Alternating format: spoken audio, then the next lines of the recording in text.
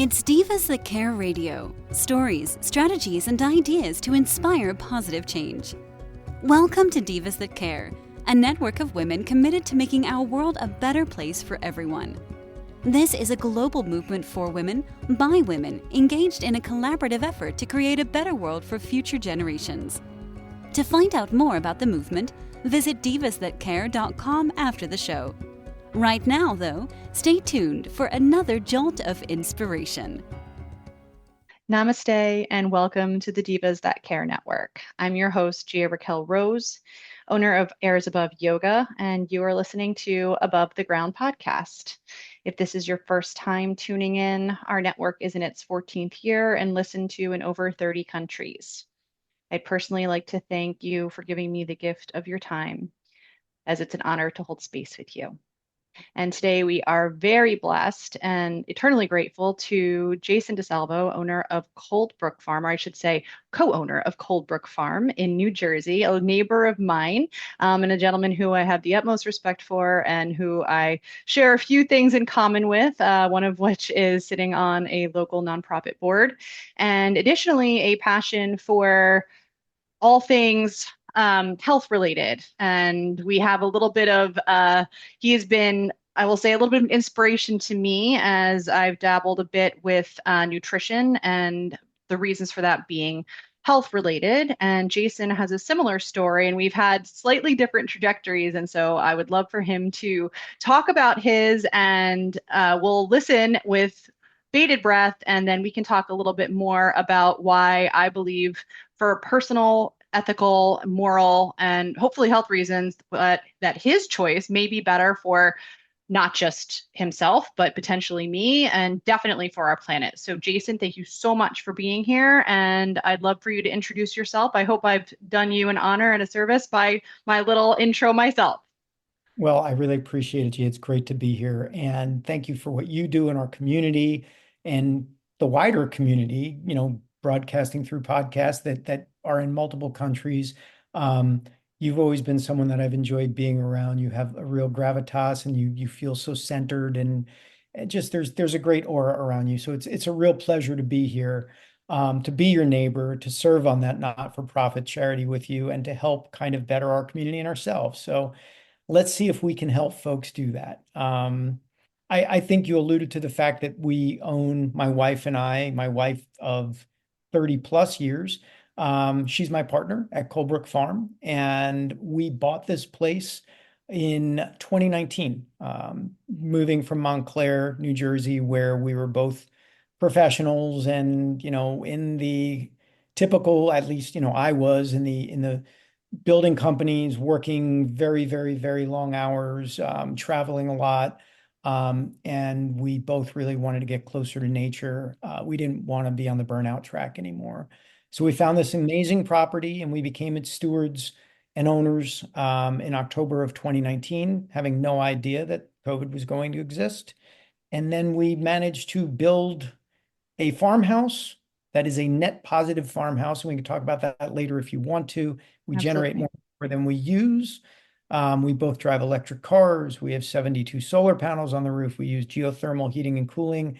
We took a 43-acre property that was really beautiful, but really not cared for terribly well, converted it to regenerative organic agriculture, and are now a certified organic farm growing over 60 different fruits, vegetables, berries, nuts, and grains.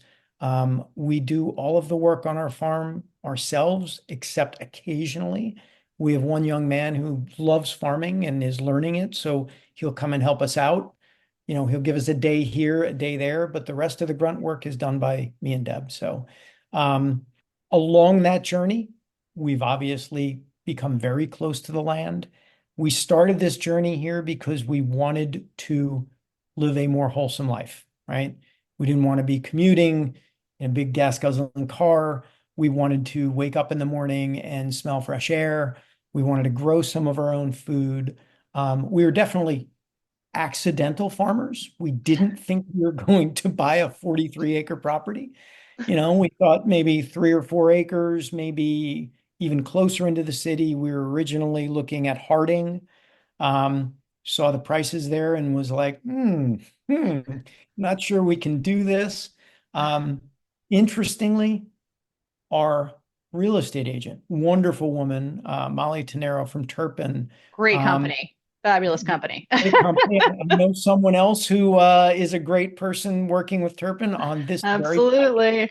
And Molly But is also wonderful, so plug to Molly. yeah, no, truth be told, I was a cyclist and I rode out to this area all the time on long training rides. I've always been a bit of a health nut. And on all the places that I would see and say, wow, I wouldn't mind living there, they all had Turpin signs on them when they sold. So I was like, I actually called John Turpin and said, who do you recommend? And he said, Molly, because she lives on a farm and she used to live in Montclair.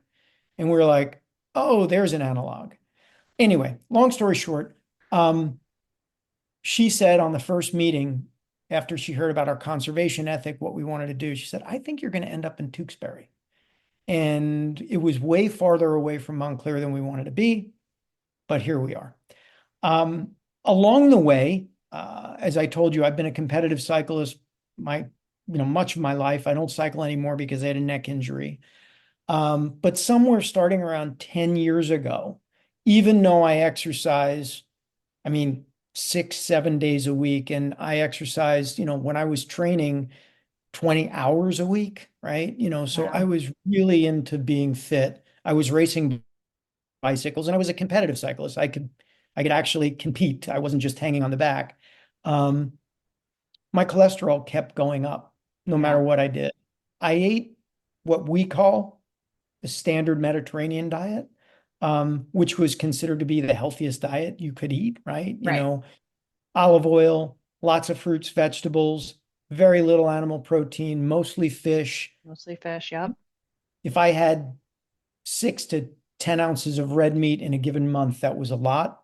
Yep. Um, very little cheese. I was always the guy that literally pulled the cheese off of his pizza. Never ate junk food, never ate ice cream, never ate, you're never going to see me eating or ever Cheetos, Dorito, any of that stuff, Right. right? Right. Um, did have a weakness for French fries, but that's a whole other story. I mean, we all have to have our thing. Mine's That, chocolate and French fries. oh, I love chocolate. Although I didn't eat chocolate before I met Deb. Deb introduced me to chocolate, but my cholesterol kept going up, and it was like, Yeah. let's say 15 years ago, 170, 180, 10 years ago, 190. During the winter when I wasn't working out as much, 205. Um, 3 years ago, the early 2022, go to my primary care doctor that I've been going to for decades, and you know, it's 235. And Yeah. she has to talk with me. She's like, it's now at a point that we have to do something different. And I said, well, I guess I got to double down and, get with the program on better diet. She's like, Jason, you already have one of the healthiest diets I know. I think it's time to go on a statin. And I said, I don't want to be on a statin. I just don't believe in starting a drug that I'm going to be on the rest of my life unless it's the only option. Right. And she said, well, I'm not aware of any other options. You already have a very healthy diet. And I said, give me some time to do some research. And I started just some Google searches that led nowhere. But I did know up at Ethos Farm, right here they're one county away, right? They're in Mars County. They're up in Long Valley. Yep. Did know because I was going there to buy organic produce, right? Because we have an organic farm, and Deborah and I have both eaten exclusively organic food since 1990-ish, back when we used to have to go to 4 or 5 different stores just to be able to eat organic, right? Right. There wasn't Before a it was whole. cool. Yeah. Before it was That's cool. right. It was like you go to this little grocery store in Patterson that has vegetables. You go there to get your fruit. You go here to get your there. Yep. It was, but we did it. And so we ended up finding when we moved here all of the best local purveyors of organic, regenerative raised food. And Ethos Farm, if you don't know it, and if your listeners don't know it and you're local, they grow vegetables on par with the best Deborah and I have had anywhere in the world. And we've traveled all over the world to agricultural regions. kind of agrotourists par excellence. And we happen to grow really, really great stuff ourselves, and they're great. And they have a doctor on site that also owns the farm, Dr. Ron Weiss, who practices a kind of preventative medicine called lifestyle medicine. And he uses plants and diet to treat many, many common diseases. By way of example, he's not only treated but cured, okay, patients with all of the following: heart disease, that they were told by their cardiologists they were in end-stage heart disease and there was nothing they could do. They would be cardiac cripples the rest of their life. He's completely reversed heart disease of that magnitude. Diabetes, that's a simple one. He reverses diabetes in people with diet all day long. Hypertension, 2 weeks on a whole food plant-based diet, and you don't have hypertension anymore. And I'll give you anecdotes of people that I know who have made this switch. And MS, multiple sclerosis, right? People who have had diagnosed multiple sclerosis, lesions on MRI. By the way, I'm in healthcare for a day job, so Right. I will try to keep it as non-techie term. I'm not a physician, but I've been around them my whole life. People with diagnosed lesions on MRI that do this diet, and a couple of years down the road, they don't have any lesions anymore, right? What else has he done? Certain kinds of anxiety. What about Hashimoto's? I don't know about Hashimoto's. I would have to ask him. I don't know Well, if that he wants often. a guinea pig, we can have that Okay. conversation at a later Well, date, because that's so been my journey into the paleo aspect, was to I counteract definitely the want to, Hashimoto's. I want to hear more about your journey as we kind of try to compare these two Yeah. things. What I will say is, I've been around healthcare. My father was a physician, and I used to go on rounds with him starting when I was like 6 years old. He Wow. was an incredible internist, and he'd sit me at the nurse's station. And I've been in medical practice management since 1986 in one form or another. And I've been blessed to be around some of the finest physicians on the planet. I've worked at Columbia University. You know, I've been really around some top docs. Dr. Weiss and what they do at Ethos Primary Care right here in Long Valley. Yeah. He is probably the finest primary care physician I've met. And I didn't know that when I started going to his farm. But he has what he calls the farm hospital. I mean, he basically has his medical practice 2 days a week right there on his farm in Long Valley. And he was a friend because he's a fellow regenerative organic farmer. Right. And one day in July of 2022, I was really frustrated, still trying to figure out this cholesterol thing. On a whim, I basically asked him, I said, would you be my doctor? And he said, would you listen to me if I am? And I laughed and I said, yeah, but I'm not going to give up drinking wine and I'm not going to give up olive oil. And he said, look, my job is to show you the science. It is all evidence-based. And I'm talking high-level peer-reviewed literature, not check out this website from this guy who, this is real stuff. You read it and you do you. I'll meet you where you are. So I started seeing him, and he did a complete battery of blood work. It's like the most ridiculously, like I think 14 or 15 tubes of blood that he sends you to take to check out everything in your metabolism, markers that are indicative of, inflammation, Yep. all kinds of lipid profiles. And I was kind of very cocky. I was like, look, I can, I'm a marathon runner. I can bike 100 miles. I'm not overweight. At least I didn't think I was overweight. Right. And my blood work came back and it was really depressing. It was like, I had 4 or 5 very significant markers, even aside from a clinical or a medical history in my family of heart disease. I had 4 or 5 markers that were like, you've got to do something different. Mhm. He prescribed what's called a whole food, plant-based, SOS free. That's salt, oil, sugar. So SOS free diet. Yep.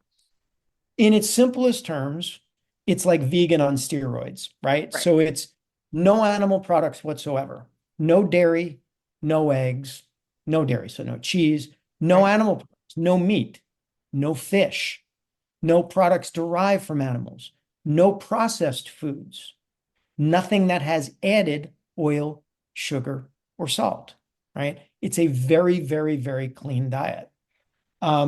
What I'll say is I'll jump to where it led to, and then we can go back and talk about why. Right. My cholesterol went from 235 to 150. Wow. Of those 5 cardiac markers that were serious issues, I now only have one, and the one that I have is one that is genetic and that you can change, but you can't ever eliminate.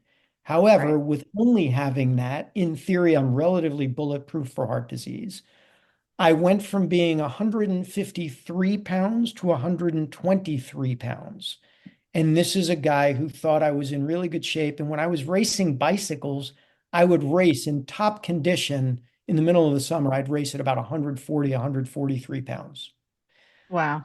The interesting thing is my marathon pace went from 8:34 when I was training to under 7:30, and I wasn't training, right? Meaning I could go out and run a half marathon in like close to a 7:15 mile when it used to be a struggle to do a half marathon under 8. And I wasn't training for it. My cardiovascular system was so incredibly healthy from this way of eating and this lifestyle, that all my blood was flowing better, my oxygen capacity, my VO2 max went from like 53 in peak condition to 59. So it's serious and it works, and it's not terribly hard once you make the adjustment. Right. Making the adjustment is brutal. Yeah. Not physiologically, sociologically. Yeah. Right. And mental, emotional, and being the annoying friend at dinner. That's me, the annoying friend. Being the guy, like, who bugs the person planning the Tewksbury Land Trust thing to make sure that there's food there that I can eat, right? Being that guy, Absolutely. or being the guy that a friend calls up that's been a friend for 20 years and says, let's go out to the Tukes and have dinner. And I'll be like, as long as you don't mind me eating a salad, because that's the only thing I can eat there, right? Yeah, So exactly. yeah, it has a lot of social ramifications, and that was the hardest part. But health-wise, I've been in great shape since I was 22 years old. I was a slob, drank a lot in college, but I got really religious about good health right after it. I feel better now at 57 than I did at 25. So, can't recommend this lifestyle enough for health and well-being. And it does run completely opposite to paleo. I won't say completely opposite, because paleo is almost vegan with meat, is how I look at Right. it. Right. I guess that's true. Yeah, I'm thinking about the meat aspect of it because you do eat a lot of meat, or relatively speaking. And I try as a vegetarian. I had been a vegetarian. I've always preferred that, because I can literally sometimes I know when I'm eating and I get almost sick. I get very upset. I have always had Right. animals. I love animals. I have horses. Eating a Yep. cow is too close to home, as much as I love it and it's delicious, right? Like, but it's a problem. Yeah. For me emotionally. And I know we have that in common, along with both being Italian and having a large portion of my heart dedicated to pasta and bread. Like Oprah, I love bread. I love bread. Yep. And so Yep. one of the things that's been hardest for me going paleo is the elimination of all grain. So paleo is a completely lack of grain-based diet, and it's also a legume-free diet. Yep. And with dairy being eliminated, the reason that you need to incorporate the meat is because all of Protein. the vegetarian protein sources that one would Yeah, utilize are just not options. So that's Right. where I want to say, please tell me, the person who's eating, and I try to eat mainly fish, mainly chicken, like similarly to you, maybe a little bit of red meat once a month, every once in a while. If it's hopefully high quality, happy Yeah. cows, as I like to put them, or at least Yep. we're up to a point. Yeah, like exactly, cows that had a great life and one bad day. I get it. That's what I Exactly. Right. No, but yes, exactly. And we will all be that cow someday, right? I mean, Yes. it's just kind of no one gets out of here alive. But to that end, the idea of and I try to have still multiple days of being vegetarian, and then you just without the grains for me, Yep. especially without the carbs, really the carbohydrates, you get so hungry. The amount of protein I can consume, or the amount of food, vegetables that I can consume because of the elimination of that carbohydrate factor is significant. So I get please it. tell me why I can have bread. Okay. So here's the thing. Deborah and I obviously eat bread. As a matter of fact, as you know, we grow grains, right? Yeah. Yes. There is a massive difference. And on our website, it's www.coldbrookfarmnj.com. So Coldbrook, all one word, NJ, the letters.com. There is a news section, or we call it Farm Chronicles, right? Yep. There is a link to a talk that I did on whole grains at the National Health Association National Conference this past summer. And that gives you 45 minutes of real good science and background on whole grains and why they're important. There is a massive difference between the pasta that you and I grew up eating as Italian children Yep. and whole grain pasta or whole grain bread. To be clear, Deborah and I eat grains, but we only eat whole grains. And the only processing we will allow in our whole grain eating is basically milling, just the complete grain all at once. We even have gone to the length, and it's very easy. And I talk about this in that video. We mill our own grain, right? So you buy a $500 table, and then you can get them as cheap as 300. One that looks really nice that sits on a counter is 500, but Yep. you buy your own grain mill, and then you find a local farm like ours that grows really healthy grain. And when you want to make something with grain like bread or pasta, you grind it at that moment and then you use it. Because the sad reality of grain is all of the nutritious stuff in grain is in things that oxidize rather quickly. And so, because they won't have a long shelf life, hold on, let me just keep do not disturb on here real quick. Because they do not have a long shelf life, what happens is even whole grains that you buy in the grocery store are not truly whole grains. They've had the germ, which is the healthiest part of a grain, removed so it doesn't go rancid. They also typically have at least half of the bran removed, because until you get used to eating bran, right? First couple of weeks, you go over, week and a half, 2 weeks, you go over to eating a whole food plant-based diet, you're going to the bathroom a lot. And for a lot of people, that's disconcerting. They're like, oh my God, it's your body gets used to it. And as a matter of fact, Yeah. once your body gets used to it, your body loves it and you feel much healthier. But so when you're eating grains other than whole grains that have been stone milled, you are eating the endosperm of the grain, which is essentially the white flour stuff. It's like dietary crack. It is just not good for you at all. Yeah. That's where carbs get the bad name from. Okay. Right. Fruit juice. If you just distill the fruit juice out of the fruit and get rid of all of the fiber and all of the nutritious stuff that encapsulates that juice, not good for you either. Spikes your blood Right. sugar. So the thing is that carbs have been given this bad name by processed carbohydrates, which is what most Americans get most of their calories from. Okay. I never understood why legumes are a no-no. I know that people talk about legumes, talking about, various aspects of them not being healthful. They are actually scientifically in paper after paper after paper in nutrition magazines. They are the singularly healthiest thing a human being can eat, other than perhaps kale, right?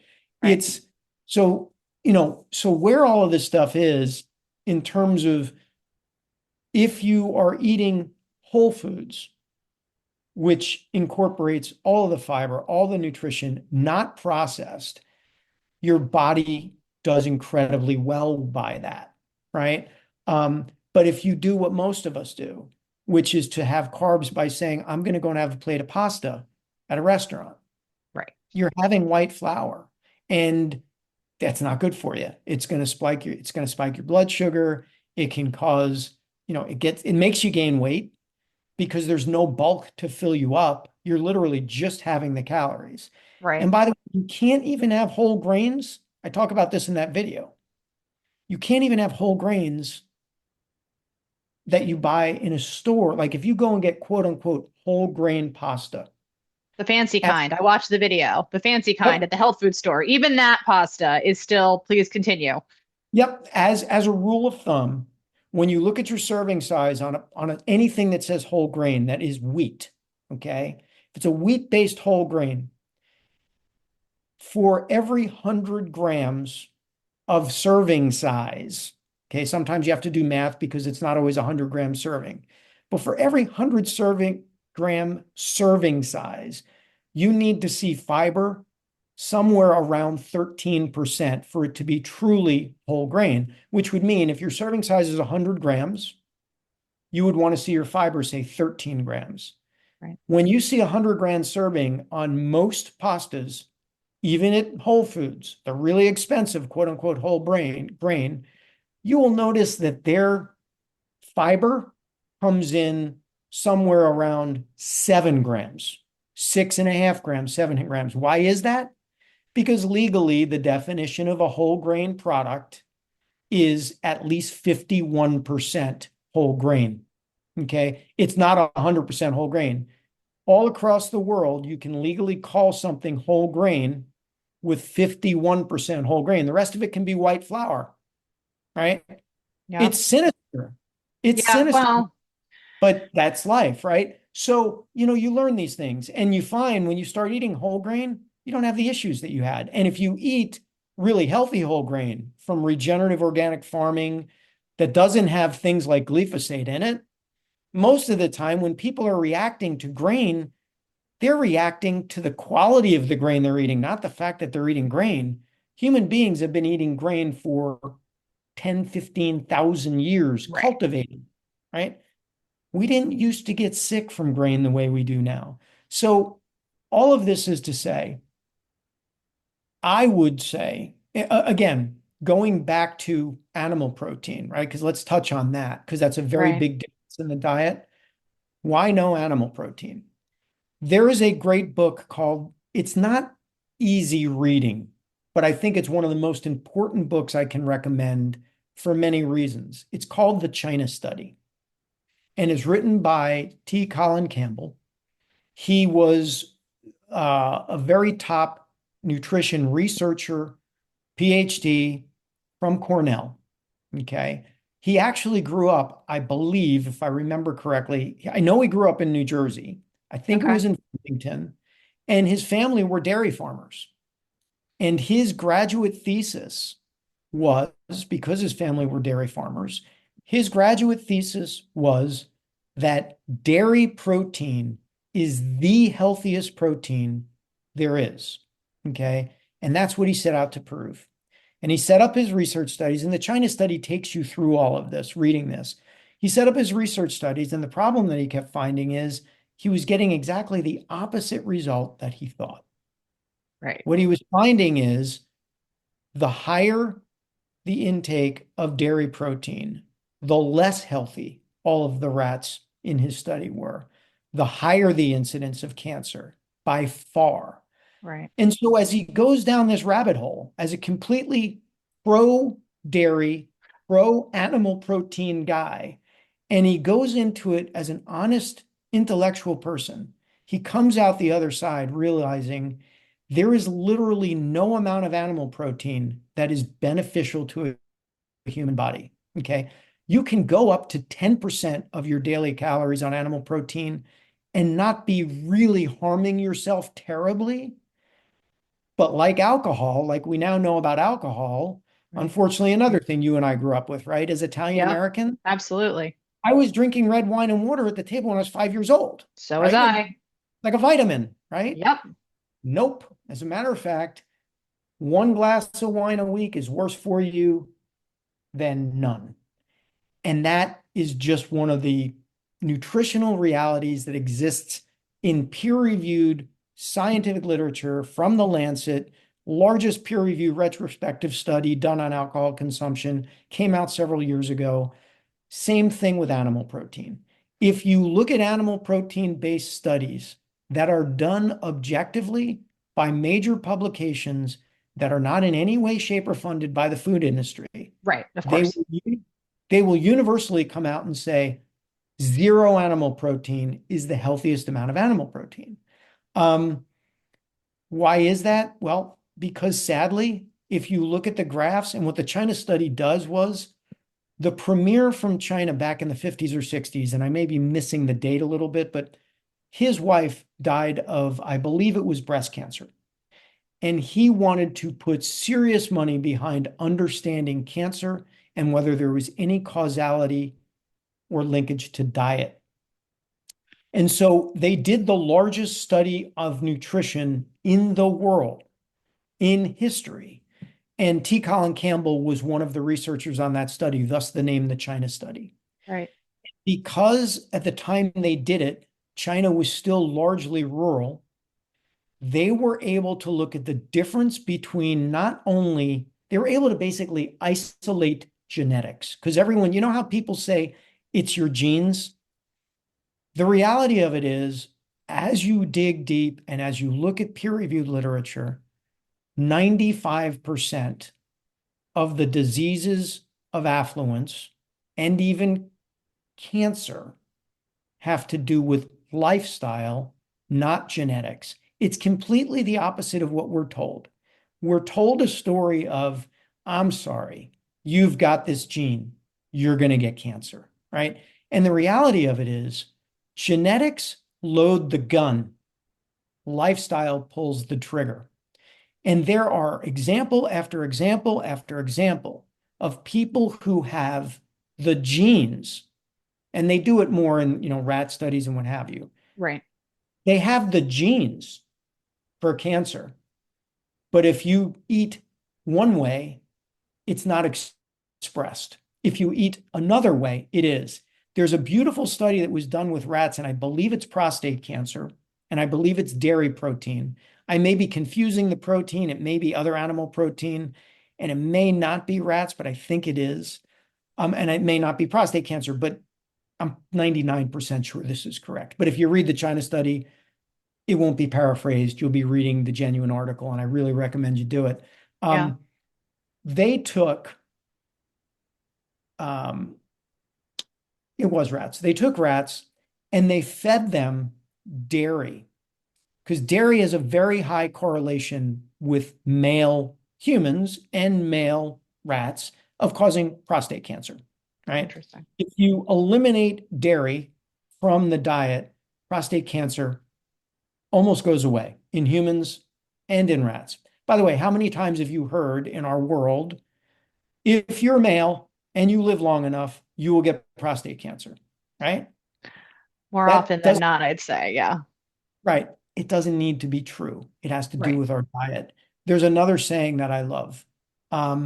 We not only inherit our family's genes, we inherit our family's cookbook, right? Absolutely. So in the China study, you had this period of increasing affluence where people went from rural China, where they ate a largely whole food plant-based diet, right? Almost all plants, legumes, grains, obviously rice, Rice. Yep. very, very, very little animal protein, had almost no incidence of heart disease and almost no incidence of cancer in those regions. As the level of affluence in China increased and the mobility increased, people in those families then would leave and go to the big city. They had the same genes. One of them stayed back in rural China, and in multiple cases, these were twin studies, right? Where Yep. twins have identical genes. Right. One stays in rural China, keeps eating the diet that they were raised on. The other one goes to the city. The one that stays in rural China doesn't get heart disease or cancer. The ones that go to the city and change to a more American style diet, much more protein, much more dairy, much more animal based, they get all the diseases of affluence that we get here in the United States. So it's science. And although a lot of people don't like that science, it is, right? So like the Atkins diet, what did Dr. Atkins die of? He It died was of a heart disease. Yeah. he died of a massive heart attack, right? Yeah, So absolutely. people that are on these diets. Now, look, in the short term, putting yourself into ketosis, right, by eating a lot of animal protein, very low carbs, and throwing your body into ketosis, you're going to lose weight. Yeah. But you're also going to damage your kidneys, Yep. and you're also going to give yourself heart disease in the long term. So, as a short-term strategy for someone who's really struggling to lose weight, it may actually be beneficial in the short term. The problem is most of those studies only look at the short term. They look at a year, maybe 2 years. They don't look at what happens to the patient 10 years down the road, right? Right. Whole food, plant-based living, people just get healthier and healthier and healthier and healthier over time. Paleo, Atkins, any of these high animal protein-based diets, what is it? Caveman diet? I don't even remember what the name of it I is. mean, that's what it's dubbed. Yeah. Yeah. Yeah, those, they get initially healthier, and then when you look at downstream studies, it ain't so good. So, I really, it's a tragedy how little we're taught about nutrition as kids. And, Well, not just how little we're taught, but how much misinformation there is, especially, I mean, think about the food pyramid, and that's a whole rabbit hole that we don't have time to go down. Right. But I mean, it's there's money involved. There's lobbyists involved. It's systemic in this country. I mean, I know people that will go into Europe and eat pasta and feel great. So we didn't even we touched a little bit on the chemicals that your farm does not utilize, but that a lot of farms, even in our area, it is a huge problem. We are just at the little tippity tip of the iceberg. Yep. And obviously you're a wealth of information, and I would love to delve deeper, but I know that we're both a little pressed for time. The Sure. only other question that I wanted to ask, just for this point, is the thought process on fats. So whether it be, like you said, olive oil, or let's say ghee is a big Ayurvedic proponent, right? Clarified butter, essentially. Like they call it a superfood. It is an animal product. Or, for example, avocado oil. What are the rules? Is any of it acceptable? If so, in how many quantities? If you could just speak to that very obviously briefly. I don't want to take up your entire afternoon. Got it. Well, let's separate what we like and what culturally we've learned from what's healthy. Okay. Olive oil was one of my favorite foods. Okay. Ghee, if you are Indian, of Indian heritage, you eat it like it's water. Okay. Right. Indians from India have some of the highest incidence of heart disease in the world. None of it, no purified oils, none of them are healthy. They just aren't. Plain and simple, full stop. They don't help you. If you had to eat just one, olive oil is arguably, extra virgin organic olive oil is arguably the least harmful. But even then, here's what the problem is.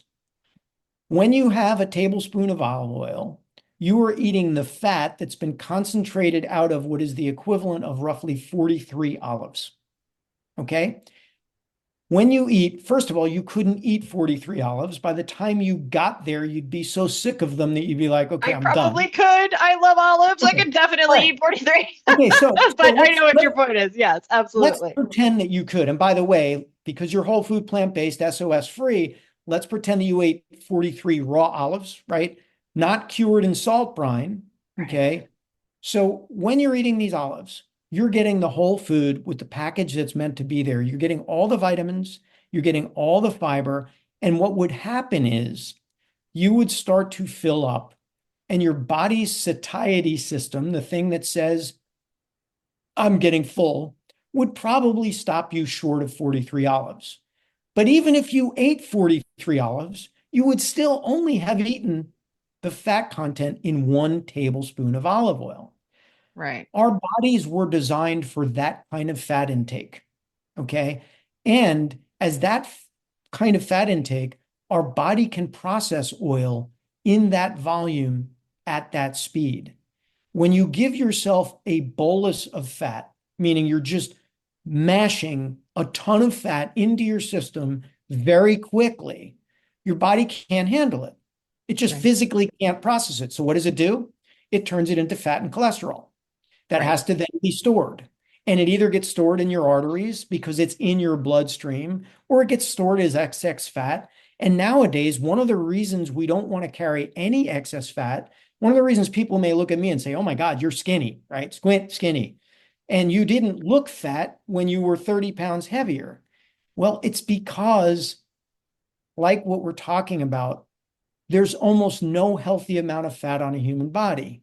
And this isn't about fat shaming somebody or body shaming. No, of course not. I think people should look the way they want to look, but from a health standpoint, there are so many horrible things in our environment that are fat soluble, that the more fat we keep on our bodies, the more we are harboring PCBs, organic compounds, and pesticides.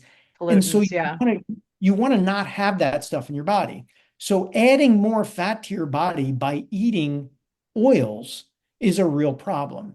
The other thing, real quick, because I know we're short on time, they did a study where the endothelial lining of your arteries is a very, very supple and very important organ, if you will. And it's responsible for having the arteries in your body dilate or constrict depending on what your body needs in terms of where it needs to create higher blood pressure or lower blood pressure, where it needs to increase the volume of blood flow. When you exercise or don't, when I'm sitting here, I'm doing almost nothing that makes my cardiovascular system work. If I get up and go running, okay, without me having to think, my whole cardiovascular system changes. And one of the things that it does to provide the oxygen that I need to function is to dilate my arteries and my blood vessels to allow more blood to flow through those vessels. Okay. However, after eating a meal that's high in olive oil, you go out and have a Caesar salad with just olive oil, or let's not even call it, let's call it a vinaigrette that's heavily dressed. Okay.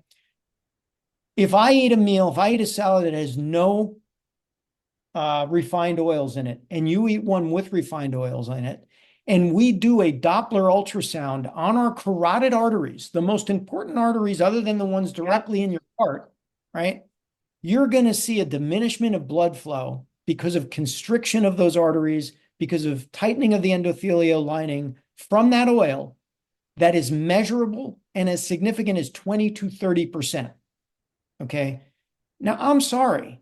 Once you know that science, does that olive oil really taste that good that you really want to do that to your system? And if you think about it, if we fry our eggs in it in the morning and then we have it on pizza at lunch and we have it with our pasta at dinner, it takes 3 to 6 hours for your body to recover from that assault that you've put on it, which means basically, other than like maybe the last 3 hours that you're sleeping each night, your body is doing nothing other than repairing itself from the damage that you did to it based on what you ate. So all of that is a long way of saying there is no amount of refined olive oil, not ghee, not anyone you Avocado, none of it. None of it is healthy.